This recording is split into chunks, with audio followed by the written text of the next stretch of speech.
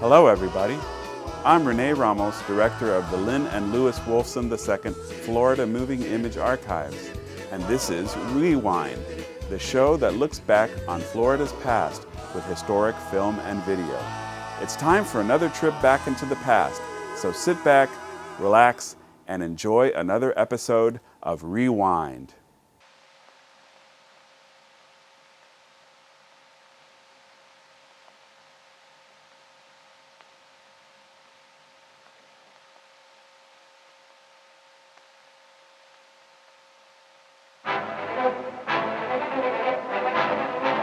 WTVJ News presents FYI, for your information, another in a series of special reports. Tonight's program, To Smoke or Not to Smoke, brought to you by Chase Federal Savings and Loan Association, who invite you to save where thousands save, and save as thousands save. For my money, it's 4% at Chase Federal. One of the biggest stories of this century is still being told. It's about the link, if any, between cigarette smoking and lung cancer. Since 1954, literally millions of words have been written, spoken, and thought about the problem. Many persons worried, and indeed are still worried. Some are more than worried, they're scared, frightened, and confused. It will not be the purpose of this program to add to the confusion for the sake of sensationalism. That would be easy. Instead, we feel you have a right to know the true picture, the picture as it stands today. At the outset, let's make it clear that there is no one answer to this perplexing problem, as there's no one answer to any complex problem. But we can try to clarify some of the more confusing aspects of the lung cancer cigarette controversy. We intend to do this not with our opinions, but with facts. Facts gathered from medical and scientific authorities. Any opinions expressed will be those of competent medical and scientific personnel. What is cancer? Doctors tell us it's not a single disease, but a large class of diseases with one characteristic in common: uncontrolled, irregular cell growth. And this cell growth crowds out and destroys the healthy cells upon which it grows. It can attack any of the body's vital organs, bones, glands, and tissues. This chart shows the rise in the death rates per 100,000 population since 1930. The rate for all causes of death has dropped 18%. The rate for all types of cancer has risen 58%. But the death rate for lung cancer has increased 953%. In 1960, an estimated 36,000 Americans will die of cancer of the lung. This is a cancerous lung removed from a man's body in order to save his life. Here's the cancer in the outlined area, a mass of wildly growing abnormal cells. Let's take a look at one on an X-ray. It's the small black area right here, barely visible to an untrained eye, yet signaling its presence like a blinking red light to a cancer specialist. This cancer is in an early stage of development, but this one isn't. It covers almost the entire lung. Here is an animated film of a small primary cancer of the lung. It's just started. But if it's neglected or undetected, it will spread to other parts of the lung, or to the liver, or perhaps to a bone. You've just seen an example of the peculiar ability of cancer cells to break away from the parent colony and travel through the body, lodging in other spots and continuing to grow. Now, this is one reason why cancer is so difficult to cure. For when it's discovered, in many cases, it has already spread to more than one part of the body. What about cures? competent physicians say there is only one way to cure cancer of the lung: remove all or part of the diseased organ. Lung cancer is almost never cured by X-ray, cobalt, or radium treatment. We're going to show you now the major portions of an actual lung cancer operation filmed here in Miami by Edward Mobius for inclusion in the film titled Smoke. This is the doctor called a thoracic surgeon or chest surgeon. In Dade County hospitals, he and other thoracic surgeons perform about one of these operations each day. It's a lengthy procedure taking from 3 to 6 hours. In this one, the right lung is being removed. The scalpel cuts from the center of the chest to the center of the back.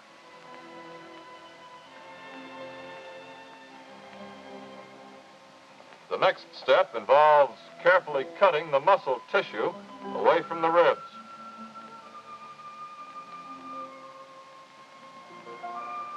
In order to reach the lung, a rib must often be removed. The doctor carefully cuts the cartilage and tissues from around the rib and removes only the bone. In this way, the patient will in time grow a new rib. You can see why this type of operation is classified as radical surgery.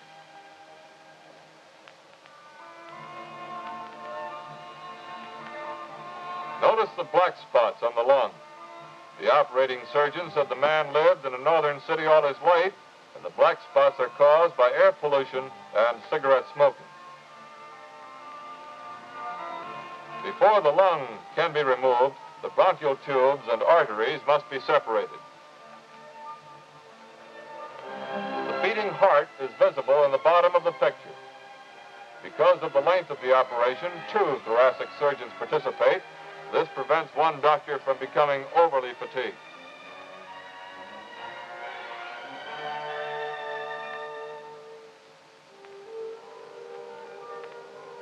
The lung is now ready to be removed. There's the final cut, and the lung is out.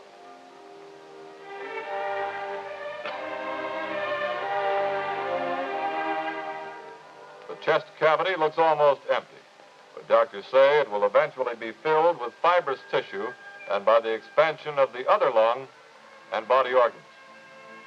The doctor cuts the diseased lung and reveals the cancer. The lung is also filled with fluid caused by infection relating to cancer. This cancer was found in the bronchial tube. It is relatively small, about the size of a thumbnail, but because of its central location, the entire lung had to be removed. You've seen what lung cancer is and what its treatment involves. We'll be back in a moment with a look at some of the possible causes of this disease. Many cancer researchers feel that air pollution plays an important part in causing cancer of the lung. You wonder how polluted is the air. It looks clean, but in New York City, for example, over 61 tons of soot, dirt, and grime are unloaded on every square mile each month, and that's a lot of pollution. What is there in the air we breathe that can cause cancer? For one thing, roads are usually paved with asphalt, a product that's chemically related to known cancer-producing substances. There's also an increasing number of automobiles on the road, as we here in Miami well know. Scientists say the exhaust fumes of these cars contain benzpyrene, a cancer-causing substance. They contain other hydrocarbons which bear a chemical resemblance to other known cancer producers. The exact nature of the substance that will produce lung cancer isn't known at this time. It's not even known if air pollution definitely does cause lung cancer. But statistics reveal that city dwellers have a substantially higher rate of lung cancer than do country dwellers. And this leads many scientists to the conclusion that there must be something in the environment of the city dweller that's conducive to cancer. City air has been filtered and condensed, and the resulting substance has been smeared on the skin of mice and rats. The result, cancer. True, this isn't lung cancer, but it's proof enough for scientists to continue their studies of air pollution. The evidence indicates then that air pollution probably is a causal factor in cancer of the lung. Well, now what about cigarettes? 10 times as many cigarette smokers die from lung cancer than non-smokers. In large cities or in rural areas, the ratio of deaths remains about the same, with an overall increase in deaths from lung cancers in the cities. Now, this figure would support the previously mentioned theory that air pollution is at least a partial cause. According to these figures, if you've never smoked, the death rate per 100,000 population is 12.8. If you smoke less than half a pack a day, the rate jumps to 95.2. A pack a day pushes it to 107.8. And between 1 and 2 packs a day sees the rate soar to 229.2. Over 2 packs a day means 264.2 persons per 100,000 population have been dying from lung cancer. Well, what ingredients are in cigarettes? Paper, tobacco, nicotine, additional flavoring such as sugar, and slight traces of insecticide. This flask contains the condensed smoke of 2,000 cigarettes, approximately the amount a 1-pack-a-day man smokes in 3 months. It's the consensus of many scientists specializing in cancer research that there is an agent or agents in cigarette smoke that produces cancer in the human lung. Well, let's take a look at the defenses the lung has against foreign materials that are breathed in. The lung and bronchial tubes are lined with millions of tiny hair-like whips called cilia. The cilia are covered with a layer of mucus. When a foreign particle is encountered, the cilia move this layer of mucus up toward the windpipe so that the lung may get rid of it. Just last December, 4 doctors discovered that tar particles contained in cigarette smoke weaken, paralyze, and shorten the cilia. The foreign material deposited on the surface of the lung and bronchial tubes may thus accumulate on the lining of the air passages and may eventually penetrate and injure the healthy, living cells.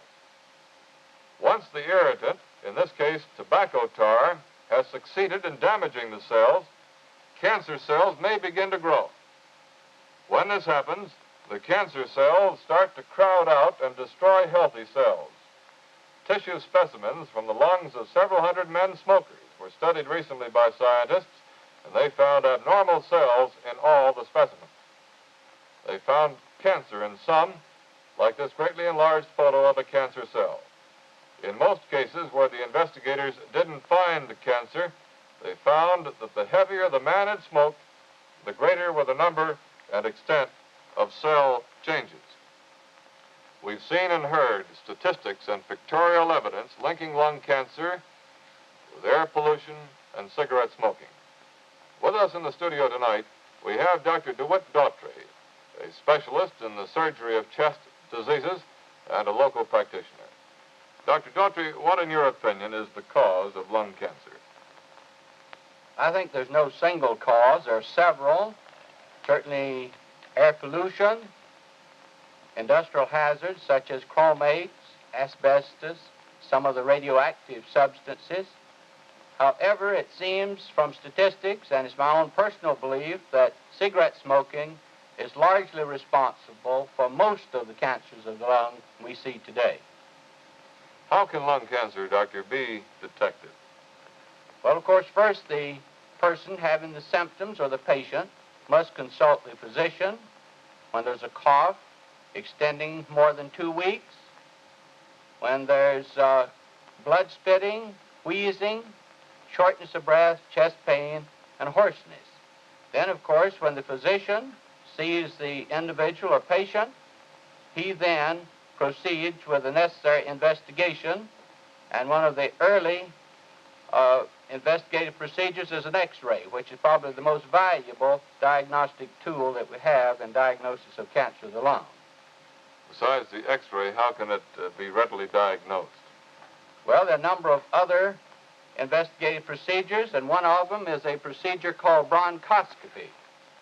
And bronchoscopy is the visualization of the inside of the bronchial tubes with a hollow lighted instrument called the bronchoscope. As we view the inside of the lung and see the tumor a biopsy is taken for proof. However, in many cases, in fact, practically 50% of the cases, one cannot make a definite diagnosis in this manner because it isn't growing in the bronchial tube, but it is recommended when there's proper suspicion that an exploratory operation be performed, and in these cases, the prognosis or outlook is more favorable because it's usually an earlier and more favorably located lesion. When you detect cancer on the lung itself, doctor, is it necessary always to remove the entire lung? No, I think we might say that quite often it's necessary to remove only a lobe of the lung. Or, for example, in the right lung, there are 3 lobes, and may remove the upper 2 lobes or the lower 2 lobes and leave the remaining good functioning lung. And this, of course, is most often done when the diagnosis is early or when the lesion is favorably located on the surface of the lung. Is this a life-size model? This is a life-size model of the lung and is about the average adult size, male lung. Now, after the operation is performed, doctor, how many of the patients are considered cured? Well, of all of the patients with cancer of the lung, it's probably only 6 or 8%. However, of those where the surgeon is actually able to remove the diseased portion of the lung, it amounts to 25 or 30% of those actually seen in a favorable enough stage to remove the diseased portion of the lung.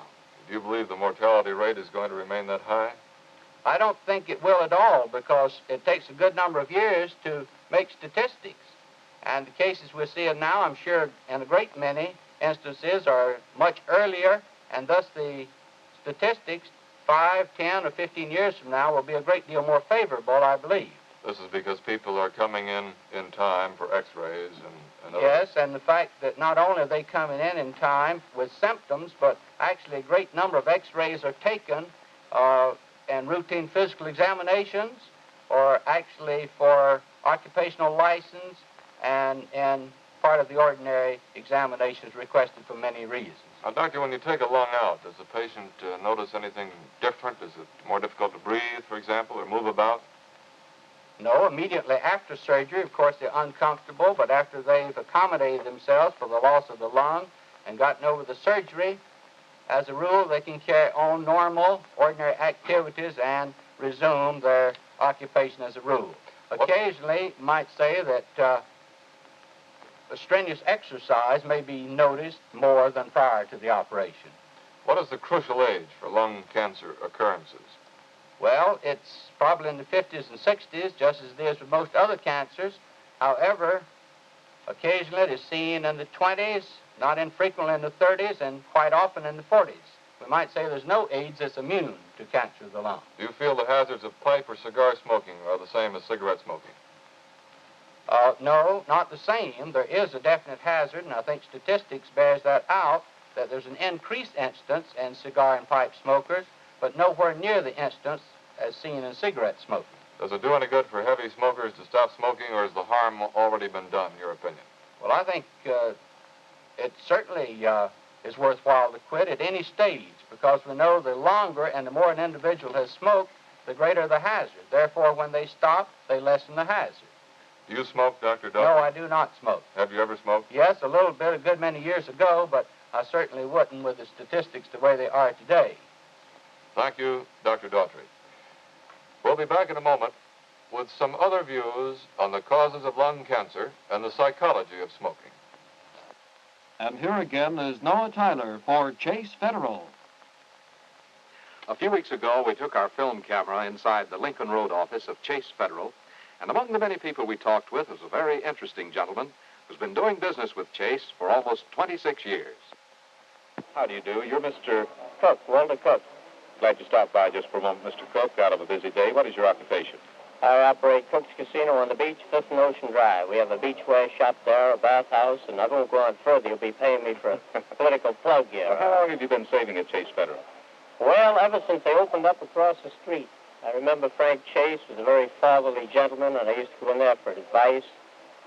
And I opened an account when they first opened up. I believe I'm one of the charter members. Nearly 26 years way ago. back. It's a long time ago. I expect about that. Well, being an old-time customer, perhaps you'd give us an idea of why you think there are so many thousands of people from all over Greater Miami who come to Chase Federal. Well, I think it's a good place for security. For me, for my old age, and always keep a few dollars here. I get any dividends, get some money, I deposit it. That's what I'm here for this morning.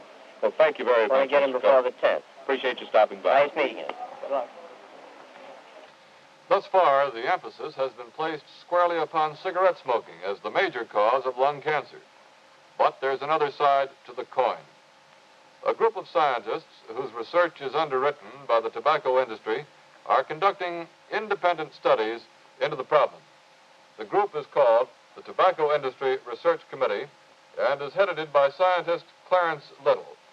According to scientist Little, the scientists have complete freedom of planning and action in choosing what aspects of the problem they investigate. The committee's 1959 report quotes a scientist who states that statistical conclusions are not sufficient to establish a causal connection between lung cancer and cigarette smoking. The report says cancer is a biological problem, and statistical conclusions would have to be fully corroborated by direct observational studies before they can be scientifically established. In other words, what the scientists of the tobacco industry are saying is that they want to isolate at least one of the alleged cancer-producing agents in cigarette smoke. As of this report, no such agents or chemicals have been clinically isolated. The committee also points out that there is a large number of cigarette smokers who do not have lung cancer. And the committee concludes that cigarette smoking is not a sufficient cause. Another argument of the committee is that there are persons who have never smoked who come down with lung cancer. From this, it concludes that smoking isn't a necessary cause of lung cancer. A recent study in South Africa leads some researchers to believe that air pollution may play a major role in causing lung cancer. White male South Africans are the heaviest cigarette smokers in the world, consuming on the average 35 cigarettes a day. But they've got a relatively low lung cancer mortality rate. Generally speaking, those scientists opposed to the cigarette lung cancer theory think that more research needs to be done in the following fields. Heredity. Some individuals in the same environment develop lung cancer while others don't. It's possible that lung cancer is thus inherited. Infection. Perhaps bacteria and viruses influence cell or tissue changes. Nutrition. Vitamin deficiencies and other imbalances in the body may be important concerning cancer. Hormones. It could be that products of the glands of internal secretion affect cells or tissues. Nervous strain and tension. Some doctors believe these factors may have an influence on cells and tissues. Environment. In this category are included such things as the roles of air pollution, irradiation, humidity, temperature, tobacco, and occupational exposure to chemicals, and their relations to changes in the cell structure of the body. The Tobacco Industry Research Committee feels that the above-mentioned fields must be studied in order to obtain a better or complete understanding of cancer causation. But that still leaves the question of why people smoke in the first place. WTVJ got the answer from Dr. Jack Kapchin, a clinical psychologist and University of Miami professor. For that report, here is Joe Templeton. According to Dr. Kapchin, the reasons we start smoking are different from the reasons we continue to smoke. One of the major reasons for a youngster starting to smoke is to make himself feel grown up, or to identify himself with adults. A teenager is neither fish nor fowl. He's not a child any longer, but he's not an adult either. He looks about him and sees the majority of adults smoking, and so he unconsciously associates smoking with adult behavior. Dr. Kapchin is quick to point out that this is not the only reason a person begins smoking. There are many others. A girl, for example, associates smoking with sophistication. She sees women of the world with cigarettes. She admires these women, so she smokes. Another possible reason for starting, says the doctor, could be that it's an expression of hostility. A child's parents are overly strict about smoking, drinking, or dating. The child, who cannot strike back at the parents physically, takes up smoking with perhaps an unconscious, I'll show them attitude. Or a child could be unconsciously competing with younger brothers and sisters. They are much too young to smoke, and the older child takes pleasure in doing something they cannot do. These, says Dr. Caption, are all possible reasons for starting to smoke. There are many, many more.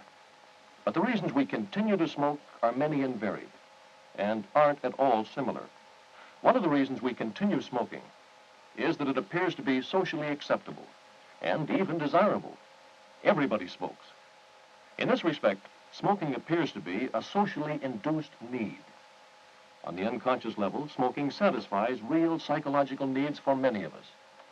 Dr. Caption calls it a substitute activity and a sign of regression to infancy. Holding a cigarette between our lips gives many of us a feeling of tranquility and well-being, the same feeling we had as infants while nursing or taking milk from a bottle. In short, says the doctor, we've become psychologically addicted to smoking. It satisfies needs. In order to stop smoking, we'd either have to find other ways of satisfying those needs or come to an agreement with ourselves that they aren't real needs. In the former case, we'd be replacing cigarettes with some other activity. In the latter, we'd be removing the needs by means of an intellectual introspection or a look within ourselves. As we stated at the outset of this program, this report has been presented because we felt you have the right to know the picture on the relationship between smoking and lung cancer, the picture as it exists today. Further research will shed more light on the subject. The opinions in this program tonight have not been ours. They have come from medical and scientific authorities and scientists representing both sides of the question. We do suggest that it makes sense for you to have regular physical checkups with your physician as a preventive measure to catch in time not only lung cancer, but other diseases which strike the human body. Should you have an interest in obtaining a script of tonight's program, there are a limited number of copies available. Write to this station. Good night. To smoke or not to smoke? Another in a series of FYI programs for your information has been presented by Chase Federal Savings with 5 convenient offices to serve you. Accounts opened or added to at any one of the Chase offices on or before April 11th will earn dividends from April 1st. Why don't you join the thousands who say, for my money, it's 4% at Chase Federal? Tonight's program, produced by WTVJ News, written by Ron Offen, narrated by Ralph Rene, directed by Martin Saxon. Phillips 66 presents the Weather Eye nightly at 9. Fair and warm tonight and Saturday. Low 70 to 74, high about 85. The winds will be out of the southeast and south 12 to 18 knots. In a gasoline, you can't see the difference. You can't smell the difference. You wouldn't taste the difference. But, mister, how you can feel the difference with Phillips 66 gasolines. Fill up at any station where you see the famous orange and black Phillips 66 shield. Westinghouse, first with the future, presents. That's about it for this edition of Rewind.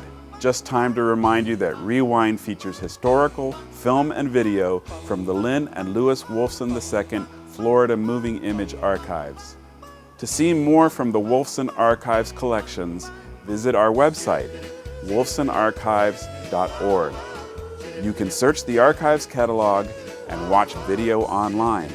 And be sure to connect to our YouTube channel, where you will find hundreds of carefully curated clips, or link to the Wolfson Archives Facebook page to keep up with our busy calendar of historical happenings.